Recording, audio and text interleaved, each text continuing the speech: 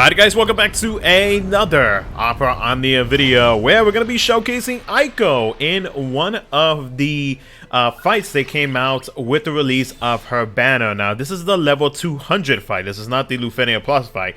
I may do another showcase showing off how she performs in a Lufenia Plus fight, whether it be the 250 fight from the events, from the Equinox events, or just any of the previous lost chapters that I have been using as of late. But either way, so regardless, we're gonna go ahead and we are going to showcase her in one of the fights for this Equinox event. So for those who decided to pull on Eiko, let me know how you feel about her. Like, how have you been enjoying using her? Have you been having a good time in ignoring the Lufenia orbs, whether they go off or not? Because I know that was a big thing for many players, and especially newer players. Eiko will definitely help you out, so that way, you know, in case you mess up or something like that, like Eiko with her LD ability overhead with some whatever amount of stacks, will be able to revive your team or heal your team if they do manage to go below 50%. So but yeah, so let's go ahead and showcase and talk briefly about what she actually brings to Opera Omnia, for those who may have missed my in-depth video that I uploaded about, I don't know, like 2 weeks ago, maybe somewhere around there.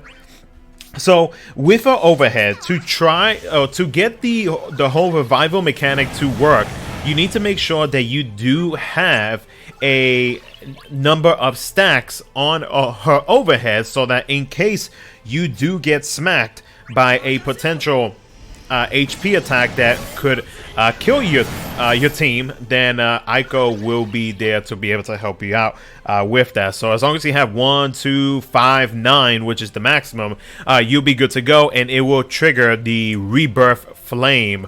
I guess like trap, or yeah, I guess it's like a trap. It's somewhat like a trap.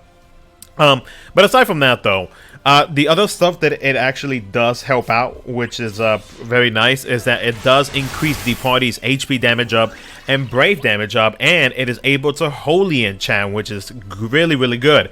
Then once you give her like LD boards and whatnot, etc., some of the other things that she does is she adds party max brave up 20%, more brave damage up, and HP damage up by 20%, but that will be only for Eiko. So Eiko will be getting a 40% HP damage up with this new overhead that she actually got, but everybody else gets a 20%. So regardless, I mean, it's gonna help out. It's gonna help her out in the amount of damage that she will be dishing out, so which is fine, because like Eiko is definitely, in my opinion at least, not a damage dealer. She is mostly there, you know, to battery your party up a little bit, to give you the HP regen via her skill 1, because she does provide that as a buff to the party, and then with her LD ability, now being able to revive, being able to holy enchant, and provide some other party auras. That's pretty much like pretty much like what her, I guess, like overall package is, and what she offers to team comps. So but yeah, let me know how you guys feel about Eiko, if you have been enjoying her. Has she been helping you with clearing some of the older content? For newer players that just recently joined, you guys can let me know down in the comment section below. But yeah, so I'm not going to be going into details when it comes to her rework. There's not too much to talk about when it comes to that. I think my in-depth video talking about her should be more than enough for those who are curious about her changes. If not, of course, there's always like the websites that you can always go to, like the Cydia Compendium, the Cydia DB, or just any Discord servers could probably help you out. At least, like, you know, players are letting you know like what Eiko actually got. Let's see here. Alright. It looks like we are being prevented from deleting turns. Alright.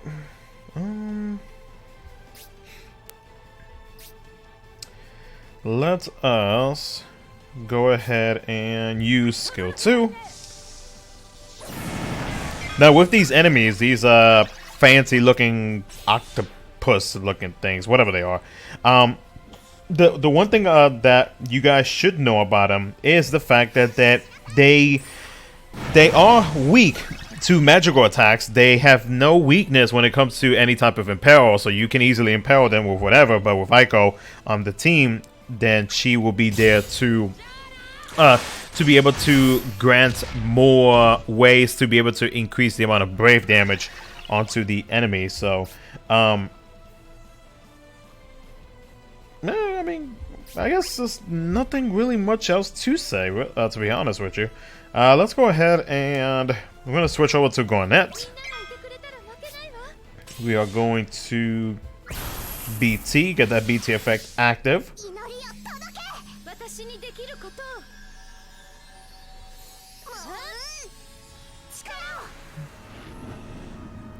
Alexander, you're off the screen again, bud.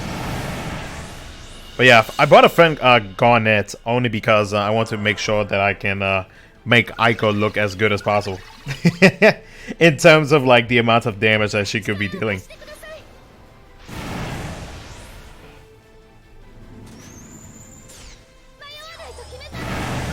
Very nice.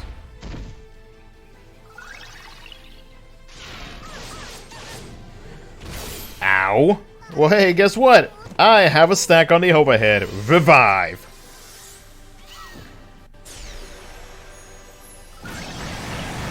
Very nice.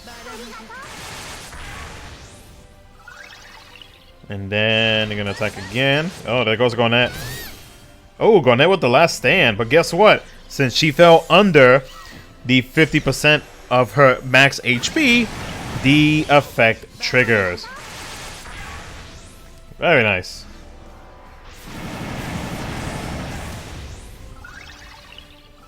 So when you really look at Eiko, like Eiko can, I wouldn't say that she would actually like replace, but in my opinion, you know, for those who like players like myself, right? When I look at Eiko, the one thing that I look at her is that okay, she has a way to be able to revive my teammates, and it doesn't affect the score or anything like that.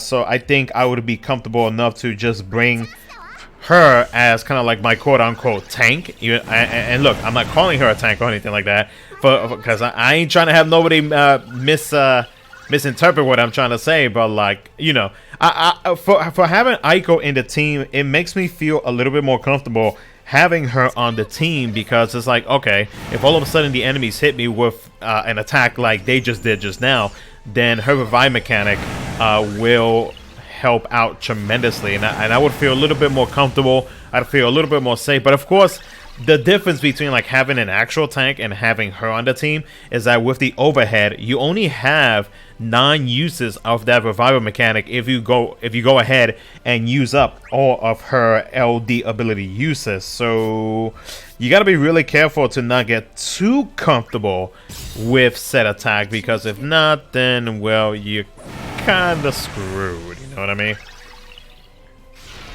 All right, now we're getting attacked again. Oh no, I died. Haha, JK. Very nice. Nice. Alright, now would be a good time, because that orb is actually going to go off. Oh, actually, no, because I have a friend. If I didn't have the friend Garnet, I would say let's do it. But because I do, I'm gonna go ahead and go into summon. What I wanted to do is I actually wanted to let the orb go off so that it can knock me out, and show you guys that as long as you have a stack in Eiko's overhead, that you will be just fine. You don't have to worry about anything.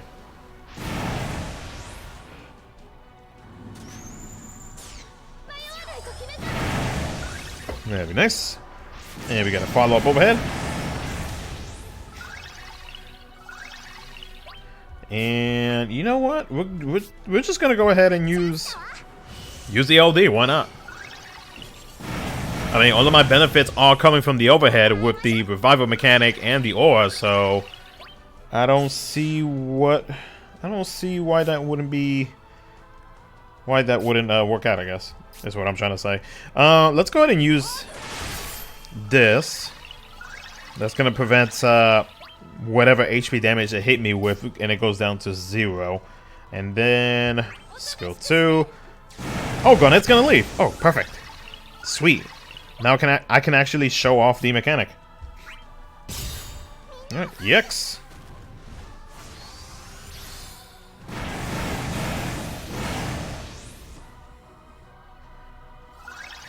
Oh, I didn't do the voice line. What the hell? Wait, did the all go up? Ah, it did go up. Ah, no! I screwed myself over. Rip. Oh well. Let's go ahead and delete your turns. Bye, Felicia. That didn't delete your turns.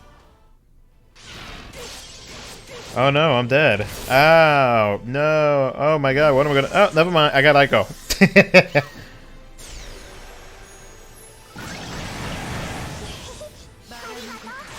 Oh, now you go to... Okay, Beatrix. Ah, yo, that splash would have been fired if it actually knocked it out too. But it didn't. But yeah, again, guys, let me know what you guys think about Eiko with her new LD ability or revival mechanic that she just received. Down in the comment section below, how do you guys feel about it and whatnot? Just overall, like, what are your thoughts on her with her new toy? So, yeah, if you guys did enjoy the video, consider liking the video and subscribing for future Opera Omnia content. Thank you so much for watching. I'll catch you guys in the next video.